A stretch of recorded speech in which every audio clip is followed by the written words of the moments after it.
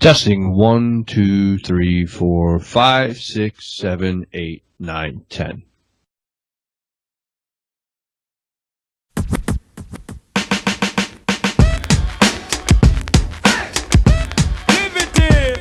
The liberty is very, very bad. The liberty is very bad nowadays. I want to know if I gaze or not gaze, and now what money is. This is that minus plus, neither fraction. It's when 9 man gone in a action. Say no people, them a run down position. Them worship the devil, them worship Satan in a the living condition. Okay, so we have Wendy Bellevue in the house. How you doing, Wendy? Doing great. Thanks for having me. I'm so glad you could join us. Now, Wendy, I know you from Twitter, okay? And eventually I found you on Instagram as well, so I follow you there. And but you don't have a YouTube channel. You're not doing the YouTube thing, are you? No. A lot of people say I should, and I want to, but it probably won't be on YouTube because now they're getting like super brown shirt Nazi-like, like super targeting conservatives. So yeah. I may try another. I'm trying to shop around. Maybe Periscope. Maybe there's another one called BitChute, BitChute. So I may upload there. So that's what I'm thinking right now. All right, cool. But right now your main thing is Twitter. Is that right? Yes. Great. Great. Yeah, you're awesome on there. I've been following you for a few months now, and I really enjoy following you. And you really have a lot to say. I take that the wrong way, but you really do. And you don't sugarcoat anything. You don't pull any punches, and I love it. You're a little bit like Trump, to be honest with you. But I take that as a compliment. And you're kind of like me, too, because I think you kind of like to stir shit up a little bit, and you don't mind poking a few eyeballs out along the way, so which is really cool. I enjoy it. So, yeah, so your Twitter bio reads, proud American patriot, not part of a social justice group, and never a victim. And the never is in all caps. Yes. So what do you mean by never a victim?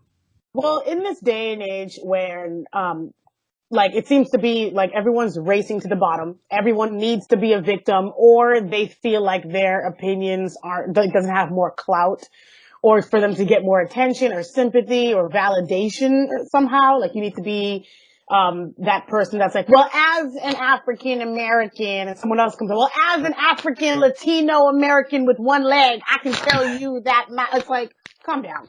Like, like everybody wants to be part of some oppression victimized group so they can get some kind of social justice. The Oppression Olympics. Oppression Olympics. Yeah. So they can get some kind of like, award or something. But like, no, like you can't put me in a box. I'm not, even as a black person, I'm a proud conservatarian, a conservative libertarian. This is just how I was raised. Well, so conservative is how I was raised, but I grew into conservatism. I'm sorry, libertarianism. Okay. After doing more research. But like this whole thing where like black people now like, no, we're oppressed by the system. Like the system is oppressing me. And it's like, okay, then how do you account for like, they're oppressing us and other minorities. And how do you account for like the Asians who are making like a lot of who are making a lot of money income wise compared to just even whites, the people who are supposedly the oppressors. Yeah. So I'm just tired of this game. You're right. Okay. Victim Olympics. Yeah. Okay. Well, this brings me to my next question, actually. And this is a difficult question. But this is the one thing that everybody wants to know about Wendy Bellevue. So, Wendy. Yes. Why do you hate black people so much? And did you always feel this way, or was it something that Donald Trump taught you? To be honest, it was Trump. He finally woke me up to the truth. No, right? Like it's hilarious. Here's the thing. I feel like first of all, I love all people, even white people. Really? Right? Especially in the age now where it's like now you're going a little far. I know. Like, especially when this day and age where you have to hate every white male, cisgender something, and they're all phobophobes, sisterphobophobes. And I'm like, no. So I actually love all peoples, but I feel like for me, in the black community specifically, um, it feels good to wake them up and seeing them become more like awakened, because they consider themselves woke if they can say how much they hate white people. Mm. That's not woke.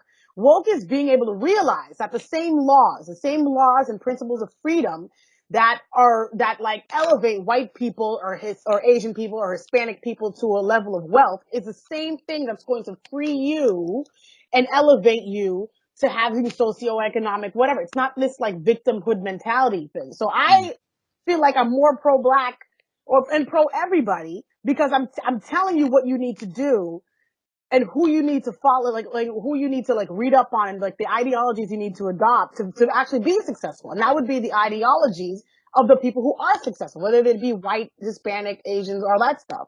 And it falls under conservatism. Like Okay, it just okay. So, am I to believe that you're not a member of the KKK? yes. I tried to join. They rejected me. I don't know why. But no. So then, are you simply a supporter of the KKK? Maybe a member of their fan club, or followed them on Pinterest or something? Well, no. I wish I could give people what they want to hear, but I'm not. I'm not an alt-right. I'm not part of the KKK. I'm not like a race traitor who hates my stuff. No, I'm actually just for America. That's Okay, all. then let me ask you this. Yeah. Is Trump a racist? And is the hysteria surrounding Trump as far as racism is concerned, is it justified? If Trump's a racist, he's got to be probably the world's worst racist in history. Because I don't know of a single rapist racist. I'm sorry, I said rapist. Racist. I can't think of a single racist that would bring like record low unemployment rates to the black community or to like any other community, right? Like, or didn't he just like recently sign something like validating like historically black colleges or something? Like, Mm. I don't understand why people why? Because he said Haiti was a shithole, and I'm from Haiti, by the way. Like, not from Are Haiti. you? No, I was born in Brooklyn, New York. My family is from Haiti. I should have been more clear. I apologize. Mm. I was born in Brooklyn, New York, but my family's from Haiti. They immigrated here in the 80s legally. And, they, what was I gonna say? Oh yeah, I was born in Brooklyn, New York, and I consider myself to be an American. And when I told like people who are like, I'm like, did you know, like, yeah, Trump called, people come to my family and say, don't you know that Trump said that Haiti was a shithole? And we're just like, it is. That's why we're here. In the greatest country in the history of the world. Like, that's like what, I mean, and here's the thing, I like what Trump did because it put the spotlight on that country. If you don't want to be called a shithole, you have to show us how you're not a shithole. Are you like either be quiet and take it, or you gotta show us how you're not, and not just like stupid Conan O'Brien went down there and went to a couple of resorts and then like a couple of resort pools and like, look how great Haiti is. No, the rest of the country that's like deforested, like crime is running rampant, rape is running rampant, kidnappings are running rampant. Like, show us how that's declining. Because right now you're just begging for aid for everybody else in the rest of the world. Now it's time for you to show how you're not the entire country, how you're not the shithole. And the American people and the media in particular are just not used to presidents or politicians or anyone in the public eye speaking in a way that everyday people talk. Right. And it's so enjoyable to see Trump truly is a bull in the china shop. And that's what I love about him the most. I didn't vote for him. I didn't support him, but I've never enjoyed a president more in my life. Oh, for sure. And you know what? I don't know why the left is so angry, because he is a product. I mean, I don't know if you ever watched Andrew Clavin. Love that show. We should check out his podcast, Andrew Clavin. He's Okay. from the Daily Wire. Like, I think it's like a Okay. Ben Shapiro's channel. Got But he talks about how Trump is basically a product of like all this like all the liberal ideology. Like he's free love. Like he slept with like porn stars. Like he's a millionaire, of course. You know what I mean? Like that whole Yeah. like say how I mean it. Like very brash, very like bull in the China shop, like you said, you know what I mean? Like breaking the status quo. Like he's a product of that. And now they're being faced with it. Yeah. So now they don't like the image. They don't like the image anymore because now it's going against their political ideology. No, you created this monster and now he's coming for you. Yes. And he's a game changer. Yes. And part of his brilliance, if, you can say that Donald Trump is brilliant, is the fact that he does things so crazy, like the way he acts on Twitter and the things that he says on Twitter and the way he goes after people. At face value, it looks really dumb, but it's so brilliant because he circumvented the media. Yes. And he talks to the American people the way that they want to be talked to. They want a regular person to talk to them in a regular way. They're tired of the career politicians, liberal elites, and the liberal elites and the political machine. They're tired of it. And he's a game changer in that sense. So I give him a lot of credit for that. And it's fun. It's a lot of fun to watch. Oh yes, the tears are flowing. Like there's so much winning, like it's so much winning, my eyes are stinging. It's beautiful. Let me ask you this. I know you kind of touched on it before, but we ran through it. If you had to label yourself, how would you label yourself politically? Politically a conservatarian, a conservative libertarian. Like I honestly don't care what you do in your own personal life as long as it's not hurting somebody else. And like, I don't even want to say society as a whole, because then you reach that leftist territory. As long as it's not hurting somebody else, you're not breaking the law, do you stay out of my way, like leave me alone. I'm very much, I love, I would also consider myself a constitutionalist. Like I'm very much for the law. Like if you don't like the law, change it. Don't try to find a way to circumvent it any way you can or like jimmy the laws in any other way. Like no. I'm federal, even federalist, if you like to call me that. But I would say libertarian, conservatarian. Okay. Well, let's do this real quick. Let's run down a list of some of everybody's favorite things to scream at each other about. Okay. Yay! And let's do it kind of rapid fire style if we can. Okay. So I'm gonna throw a word at you, and you tell me more or less your stance, if that's possible. In so many words or less. Okay. So, all right. So let's start with immigration. Go. Where does Wendy stand on immigration? I stand on legal immigration and legal immigration only. Period. Point blank. That's it. Vetting. I stand on extreme vetting processes for people who are coming in, and people who are coming in need to assimilate. They're not going to have your own section where there's like your own no-go zones. Like you will assimilate to our laws and you must obey our laws. That's it, point blank. But you're coming in legally. That's it. Okay. Hopefully that's gun rights. Gun rights. Pro Second Amendment. Absolutely. Gun rights. The NRA. Please. Thank God for the NRA. Thank God. Okay. Yes. I'm so pro-gun. Yes. All right. Abortion. Oh, so that's tricky. So pro-life, I would say I went from being pro-life to pro-choice back to pro-life again, but I would say definitely pro-life. However, it sounds weird, but I'm okay with the idea of letting the whole states decide things, despite the fact being very, very, very much pro-life, because I would see people. Like, there are stories of women killing their babies after they're born. Like, they're like letting them starve in cars. And there's a video of a woman who was pregnant, but she was bashing her stomach with a mallet. That was making the rounds on Facebook a couple of years ago until I don't think they took it. Exactly. So if a woman really doesn't want to have a baby, she'll make that baby suffer. That's what I see. Yeah. So I, as pro-life as I am, I like having the states decide and people I feel like we should have more like the whole truth campaign, like how there's a campaign that's educating people on not smoking, on the dangers of smoking, and why it should we should have a lot more campaigns like that, and like there's other options. There's adoption. So if you really don't want the baby, give the baby up for adoption, or something like that. But very, very much pro-life. But the whole, I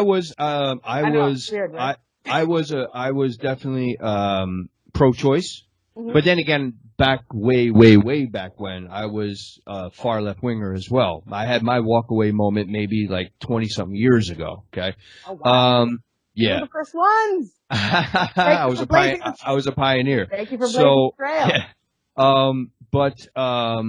But my stance on pro-life, and I'm not religious whatsoever. So a lot of people think that if you're pro-life, that has to be based on some religious aspect. No, I base it on libertarianism. And I won't go into all the details because we'll be here all night, but I think I can make an extremely solid and strong argument on why we're supposed to be pro-life if we believe in the words life, liberty, and pursuit of happiness. Oh, good. Yeah. Well, maybe next time if we ever have this again, I would like to go in depth, because that's one of the ones for me that I'm like, again, very much personally pro-life, but I would see mothers out here who, if they really don't want the baby, they are going to make this kid suffer. I can see that. It's weird. Forcing them to have them, it's weird.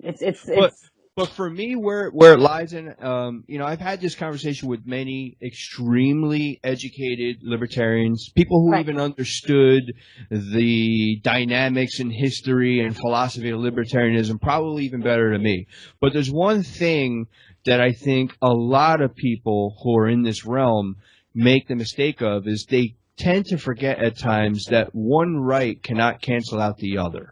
So, for example, like I remember I was actually working for a guy who was running for U.S. Senate in Florida. I was his events director many years ago. And so one day we were driving down the road headed to an event, and we got to talking, of course, about politics. It's all we ever talk about. And so there was some issue where I think Disney at the time was they were implementing this new policy where they wouldn't allow employees to have guns even in their car on the property. So now I'm a huge gun rights activist. Okay. But not activist. I can't think of the word. I'm for it. Yeah.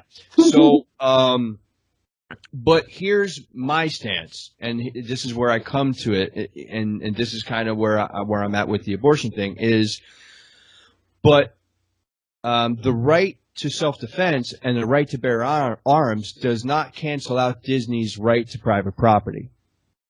So once you enter their private property, then you have to respect their private property. Because you have the choice to not go on their private property. Even if you're a customer or even if you work there, you still have the choice not to go there. So they should have the choice to be able to run their facility as they see fit. So that's kind of more or less, and that I could explain it even more where I think that kind of applies to abortion as well. But okay, let's keep moving. So states' rights. For states' rights. More power to the states than ever. Like the less power to the federal government and more power to the states. Because that way people can vote with their feet. You don't want to be here, move somewhere else. But I'm noticing now that I hear a lot of people who are in these failing liberal states are now moving out of it, but then they're taking their ideologies with them, right? There's a danger of them voting that same way. This is also the problem with immigration. Right. That's why education is extremely important. Yeah, and mind you, I was an open borders advocate for many years. I wrote about it. So I'm not anti-immigration, but I am pro-truth. We have to be adults and we have to discuss these things as adults. And sometimes these conversations are not easy to have. And the truth is, if the entire third world comes through the gates, they're taking the third world with them. The third world mindset with them. Yes. And the wars and even like the civil wars that they have amongst, other people, they're fighting it on our grounds. Yeah. Or right now on the UK grounds. And also I'm going to send this to you. I watched a really awesome, interesting video. I don't remember the guy's name, but he did some presentation for some group of people, and he was on stage, and he presented the idea of immigration through gumballs in like glass vases or whatever they were, glass jars. Right. And he explained, I'm not going to be able to explain what he said. I don't remember clearly, but in the end, what he basically demonstrated, and it was powerful, he demonstrated that not only is it bad for us to take in all of these people and all of the issues that come with it, it's that much worse for them, because the people that come here 9 times out of 10 are the most able-bodied people who, if they were in their country, they could work towards change there if they're not here. You know what I mean? So it's kind of, it's really, I'll send that to you after the show. So let's keep going. The war on drugs. The war on drugs, again, that's part of my, like, I would say, libertarian part. I don't think there should be a war on drugs.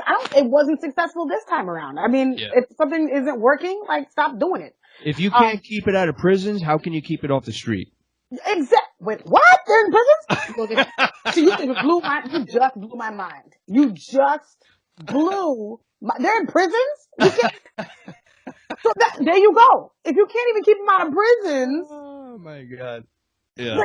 No, there's got okay. All right. You can feel me on that, huh? Okay, good. All right. The war on poverty. The war on poverty has only created more. I feel like every time we have a war on something, we have more of it. Like those, I don't know, like that's what I'm noticing right now. Like, is it the war on poverty? Like now we have more than ever because they've instituted like this welfare state. There's this welfare, this whole welfare infrastructure, and now it's like more people are on it now more than ever. I mean, now thanks to Trump, 2 million people off of it. So, I mean, probably because he was deporting them en masse. But if you're here illegally, why are you out here being on social? Why are you on here on welfare? Like, you can't be here illegally and be on welfare. And it creates more problems. You know, their good intentions create unexpected results. So, and you know what needs to happen is that we need to follow what Thomas Sowell said. I don't know if you ever. You like Thomas Sowell? Love him. You got to go check my YouTube channel because I actually do a half-assed narration of one of his books. Really? Okay, I'll check it out. Yeah. All right, cool. But Thomas Sowell, who said that these liberals, all they can offer is good intentions, good feelings, but if they don't have empirical fact, data, or results, we should not be entertaining them.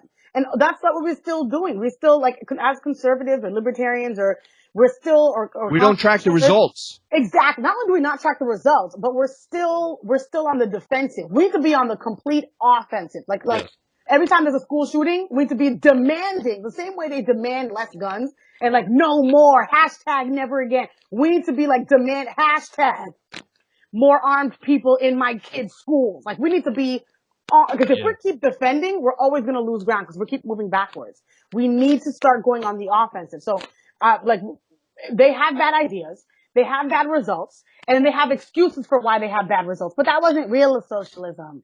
Real socialism is going to happen when we put it here. No, you're done. It's been tried. It's been you're done. We're like, no more. And the answer to the problems that they created is more of the same. More money that they need. More things that they're going to fix. And, more money, more time. Yeah, and they never go back and say, wait a second, things were actually better before the last Band-Aid we put on this. So exactly. Because they don't want to admit that they're wrong. It's all about ego. When it comes to leftists. And about power. And about power. It's all about ego and power. We cannot let these people have any more ground. They've lied to us all this time. They're not credible. They're just not credible. That's it. End of discussion. Okay. Okay, now we're done with the easy stuff. Now we're going to go on to the hard stuff. Now for some more serious issues, okay? So, Wendy, we need to know where you stand on Coke versus Pepsi. Love it. Okay, so I will say I'm definitely a Pepsi person. Why? Because I know, but here's why. Because I was always a Michael Jackson fan. Always a Michael Jackson fan. So when he did the Pepsi like commercials, I was like, yeah, I would always remember being like drinking my Pepsi and be like, yeah, Michael, Pepsi. So for nostalgia reasons, I would say Pepsi. But honestly, neither, because Coke. I'm trying to keep my figure out here. I'm trying to. I'm saying more water lately, but I would say Pepsi for nostalgia reasons. Well, I actually settled this debate, and it's on. I made a YouTube video about it, as crazy as that might sound. But you can go ahead and watch it. But the only thing is, you may not want to talk to me afterwards. Okay, but okay, let's keep going. Okay, cake or pie? Oh, cake for me. I would say cake. I know. Okay, Sammy or Dave? Who are these people? I'm gonna Never mind. Okay, I'm pick Sammy. I'm picking Sammy. Is that good? Okay, iPhone or Android? iPhone. I used to work at the Apple store. Apple forever. Sorry. I'm that fangirl. I'm that Apple fangirl. All right, let's see if you can redeem yourself. Dog or cat? Dog. I actually have a dog. Yes. Rescued him from Korea. How about that? There you go. Not so bad after all. Now, let me ask you this. Are there any books that have helped shape your view, or any books that you would recommend for whatever reason? Are you a book person? Do you read, or is that not your thing? No, I do, but I usually read, like, I always get the book because I love going to Barnes & Nobles and smelling the pages. Don't judge me. Yes, I love doing that. So I usually get the book, but then I realize I'm super busy to read it, so I end up buying it again on Audible because I'm an idiot who you do the audiobook thing, okay. I do. I love the audiobook. So I would say books that I would recommend, my top 3 right now is, I will always keep saying this, Color, Communism, and Common Sense. It was written in 1958 by a black man who was all gung-ho. He was actually in the Communist Party, and then he left and wrote a book about their tactics and what they were doing. Amazing book, yes, about how the left has infiltrated, how the left plans to how they plan to infiltrate black communities, how they rebranded the whole Jesus story, and how they that whole Jesus, how we see bumper stickers now or like pins, like Jesus would be a socialist, like how they talk about how they rebranded that. Well, they did a good job. They did, but exactly, that's how, and they talked about how they specifically were trying to target the black community using race agitation and race baiting. So what's the name of this book again? Color, Communism, and Common Sense. It's not, and it's super short book. Like you can get it on free online for anybody who's long. Just Google it, type in Color, Communism, and Common Sense by Manning Johnson. And you can get it online for free at a website called Archive or something. You can print it out on your printer. It's like 14 pages front and back, super short. The most eye-opening thing you'll ever see. Nice. You'll ever read, I mean. I'm going to definitely read that. The next one is called Stop Helping Us. It's by Jason Riley. It's about how you'd like, again, I've heard of this. I didn't read it though. Yeah, liberal policy. Again, bought the book, bought it again on Audible.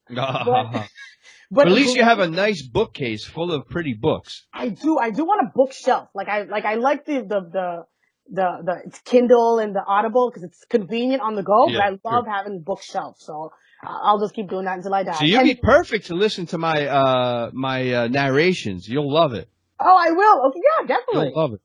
And then the last one I would probably say, what's that called? Oh yeah, Dinesh D'Souza, The Big Lie. Sorry, I had to look over to make sure I got the title right. Dinesh D'Souza, The Big Lie. Okay.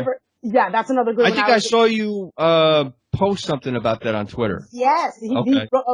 That's a book? I thought you said it was a movie. He put it into a movie. He put that and something else together into a movie to create The Death of a Nation. And it was amazing. Nice. Awesome. Yeah. Thank you for those recommendations. I'm going to look them all up. Everybody to go see it, yes. Let me ask you this. Do you listen to podcasts? And if you do, which podcasts are you listening to? My top podcast that I go to right now is Dan Bongino, the Dan Bongino Show. Love that. Vaguely familiar with him. Okay, I think I know who you're talking about. Yep, and then the Ben Shapiro Show. Oh, yeah. On the Daily Wire. Right? And then Andrew Klavan. Okay. Michael Klavan. Wayne Dupree. Wayne Dupree's another patriot, but he's another black patriot who's like, nope, Trump's not racist, and here's why. Like he's very much so. Dwayne Dupree. Yeah. I got the name right. Dupree. Okay. I know who he is. I never listened to his podcast, but I know exactly who you're talking about. I follow him on Twitter. I'm sorry, Wayne Dupree. I want to correct that. Cool. Wayne Dupree. Yes, but him. Nice.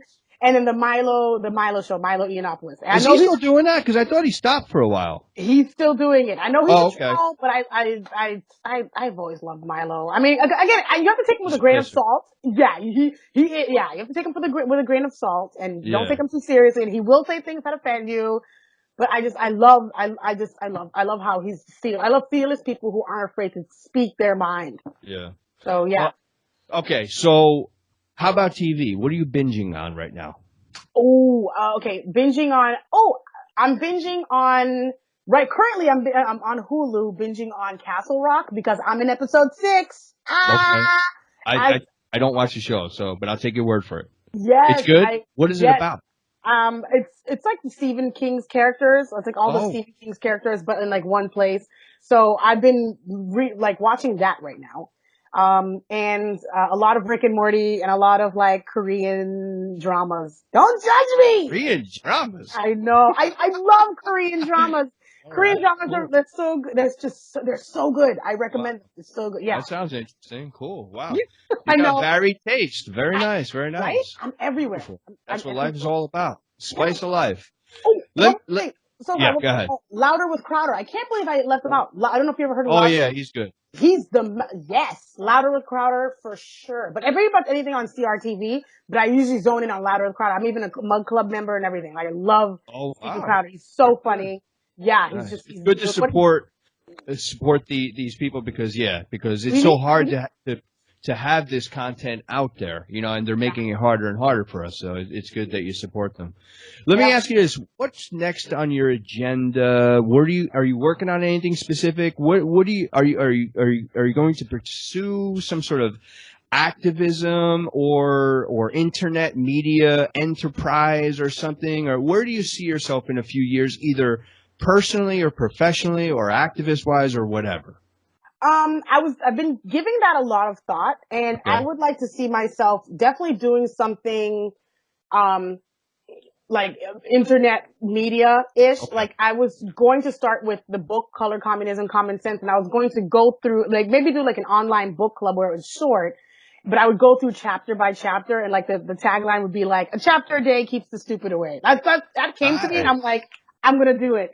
And it would basically do like short videos on each chapter, like going over, without giving too much away, but going over like what the main topics and points are, kind of Cliff Notes version, get people enticed. Nice. And maybe start with something small, but in the long run, I would love to be the people who are you know like Tyler Perry like writes and acts in his own stuff, and he has his own Tyler Perry Studios.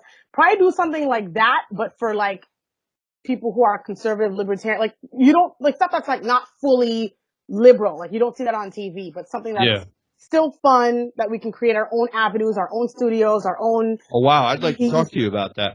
I actually just started doing. I just started doing stand-up, which is something very new. But I'm. Yeah. So I think that there's a lot of room for entertainment that comes from a different area. So I don't mean like beating people over the head with politics and cloaking it in a disguise of joking or TV or whatever, but just different entertainment. You know what I mean? Different stuff. There's more room out there. More interesting stuff. So I'd love to talk to you about that.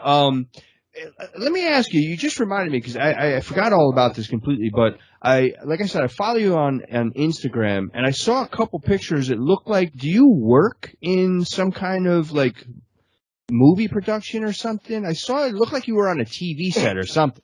Yeah, well, I love acting, so I do a lot of community theater, or like if like I go on casting calls for like short films. If I have time between work, I go to like a lot of like film or TV auditions and stuff. So sometimes I'd be on set making pictures, and and promote that. But I don't work usually on set. I'm like a software IT person for like the Boston Medical Center, and like I did it for Partners Healthcare. Yeah, actually, so all the software that you see in the hospitals, like we, build it, test it, implement it on all the hospitals, make sure it works, give support, stuff like that. Yeah. Very nice, nice.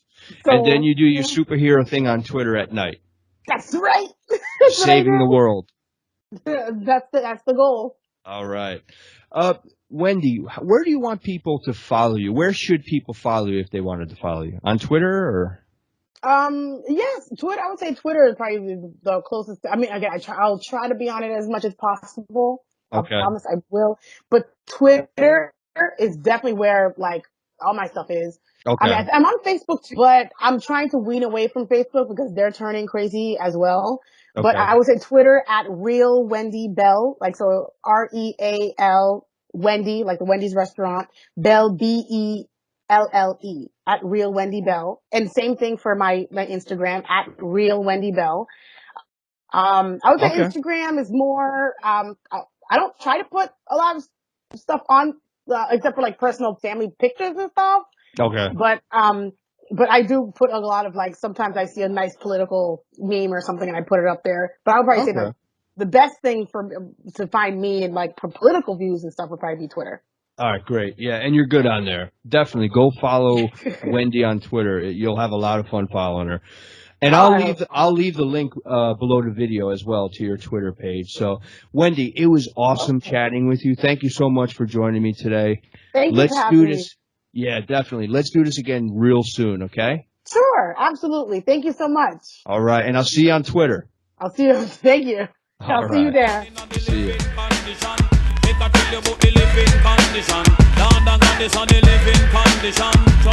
condition.